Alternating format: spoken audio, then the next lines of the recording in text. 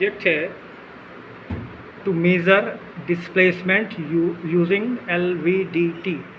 LVDT का ये kit है जो इसमें इंस्ट्रूमेंट यूज्ड हैं वो LVDT किट है। ये LVDT लगा हुआ है, इसका फुल फॉर्म होता है लीनियर वेरिएबल डिफरेंशियल ट्रांसफार्मर। तो ये LVDT लगा हुआ है। LVDT की शाफ्ट के साथ ये माइक्रोमीटर लगा हुआ है। ये सर्किट डायग्राम LVDT का बना हुआ है। इसमें एक्साइटेशन जनरेटर है, AC जनरेटर है। ये बफर सर्किट है। ये LVDT के अंदर सेंसर के अंदर का सर्किट है। और यहाँ पे ये सिग्नल कंडीशनर लगा हुआ है इसमें, और यहाँ पे ये एम्पलीफायर लगा हुआ है। और ये डिस्प्ले है, इसको पावर सप्लाई दी गई है और DC AC एक्साइटेशन यहाँ पे दिया जाता है। तो सबसे पहले हम ये समझ लेते हैं LVDT क्या होता है। तो LVDT एक ऐसा इलेक्ट्रोमैकेनिकल सेंसर है जो डिस्प्लेसमेंट को मेज़र करता है।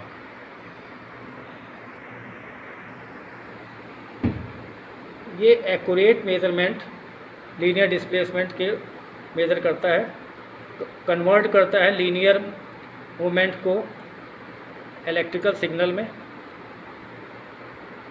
Due to high accuracy, frictionless operation and long life, ये बहुत ज़्यादा यूज़ किया जाता है ऑटोमेशन में, प्रोसेस में, रोबोटिक्स में, इंस्ट्रूमेंटेशन में।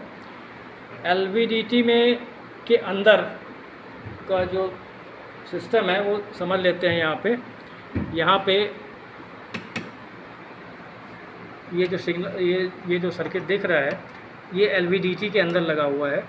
इसमें क्या है, एक ये कोर दिख रही है, कोर है, ये प्राइमरी वाइंडिंग है और ये 2 सेकेंडरी वाइंडिंग्स यहाँ पे लगी हुई हैं। ये 2 सेकेंडरी वाइंडिंग्स यहाँ पे लगी हुई हैं।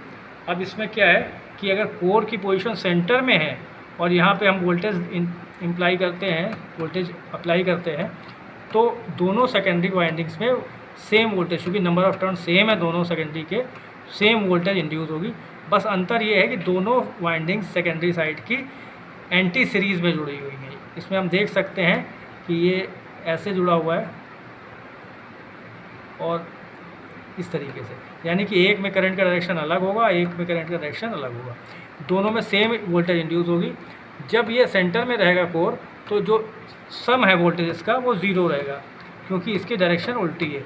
यानी कि मान लीजिए E1 है, ये E2 है, तो E1 माइनस E2 हो जाएगा, तो ये वोल्टेज 0 रहेगा।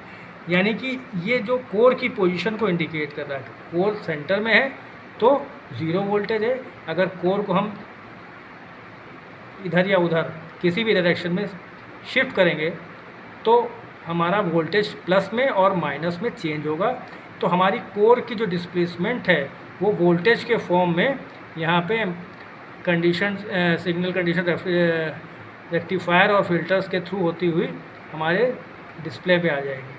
तो हम इस वोल्टेज को देख के बता सकते हैं कि कितना कोर कितने mm डिस्प्लेस हुआ है, या तो एक फर्स्ट डायरेक्शन में या सेकंड डायरेक्शन में, तो वो जा सकता है। तो यही एक्सपेरिमेंट हमें परफॉर्म करना है।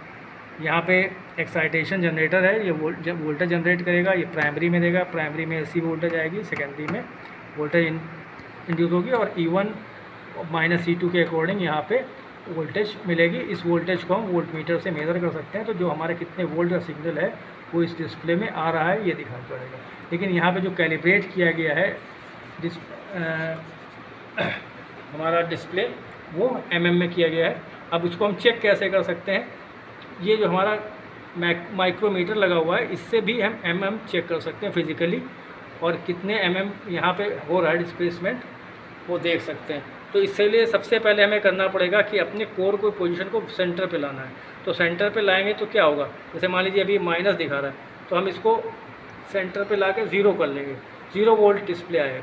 जैसे 0 वोल्ट आ रहा है तो इसका मतलब क्या होगा, कोर हमारा सेंटर पे है, दोनों सेकेंडरीज में सेम वोल्टेज है, इसलिए 0 आउटपुट आ रहा है। तो अगर यहाँ वोल्टेज मेजर करेंगे तो 0 आएगा। अगर एक डायरेक्शन में अगर हम कोर को मूव करेंगे, हमारी ये पॉजिटिव डायरेक्शन है तो पॉजिटिव वोल्टेज आएगा, अगर इधर की तरफ मूव करेंगे कोर को तो नेगेटिव, तो माइनस में आएगा। अब जो हम माइक्रोमीटर से मान लीजिए हम 1 mm इसको एक डायरेक्शन में बढ़ा रहे हैं, इसको माइक्रोमीटर को घुमा रहे हैं, तो ये देखिए हमने इतना घुमाया माइक्रोमीटर को, लगभग 1 mm घुमाया, तो 1 mm वहाँ पे डिस्प्ले में आ रहा है। तो हमारा क्या हुआ, ये कोर अंदर की तरफ गया, तो ये कोर ये अंदर की तरफ गया, 1 mm अंदर गया, तो ये इंडिकेट हो रहा है कि 1 mm अंदर गया। और फिजिकली मेजर हम यहाँ से 1 mm का ले रहे हैं और इलेक्ट्रिकली ये सिग्नल यहाँ पे आ रहा है। इसको हम और चाहें तो बढ़ा देंगे और टाइट कर देंगे, तो जैसे मान लीजिए ये 2 mm पे कर दिया तो ये 2 mm डिस्प्ले दिखा रहा है। तो इसी तरीके से हम इसको मैक्सिमम 10 mm यहाँ पे इस वाली किट में यूज़ बढ़ा सकते हैं प्लस में, और 10 mm माइनस में, यानी कि 0 से वापस इसको लूज़ करेंगे, बाहर की तरफ शिफ्ट करेंगे कोर को, तो पहले तो 0 आएगा, फिर ये माइनस में शिफ्ट होने लगेगा।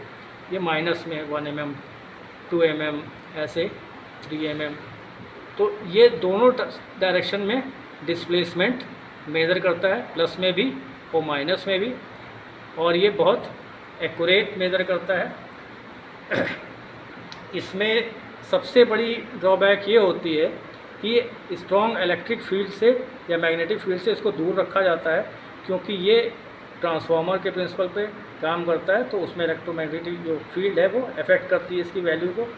टेम्परेचर भी अफेक्ट करता है थोड़ा बहुत, तो टेम्परेचर, हैवी टेम्परेचर में इसको यूज़ नहीं करते हैं, और कोई फील्ड हो अगर आसपास मैग्नेटिक फील्ड, तो तब भी इसको नहीं यूज़ करते हैं। एडवांटेज इसका क्या है, बहुत ही लॉन्ग लाइफ है, बहुत एक्यूरेट है, बहुत मजबूत है। इसका जो यूज़ होता है वो ऑटोमेशन में, इंडस्ट्री में, कंट्रोल इंडस्ट्री में, रोबोटिक्स में, एविएशन में, कई जगह पे ये इस तरीके से LVDT को यूज़ करते हैं। ठीक है, अगर इसमें हम जो आउटपुट निकालना है तो हम आउटपुट इस माइक्रोमीटर से इसको भी कंपेयर कर सकते हैं और एरर निकाल सकते हैं, और दूसरा निकाल सकते हैं कि इन दोनों पॉइंट के बीच में जो आउटपुट वोल्टेज है और जो डिस्प्लेसमेंट है उसके बीच में अगर हम एक ग्राफ ड्रॉ कर सकते हैं, और जो ग्राफ होता है वो लीनियर आता है, 0 के प्लस में भी और 0 से माइनस में भी वो लीनियर लाइन बन के आती है उसमें। तो इस तरीके से ये एक्सपेरिमेंट परफॉर्म करा जाता है। Thank you.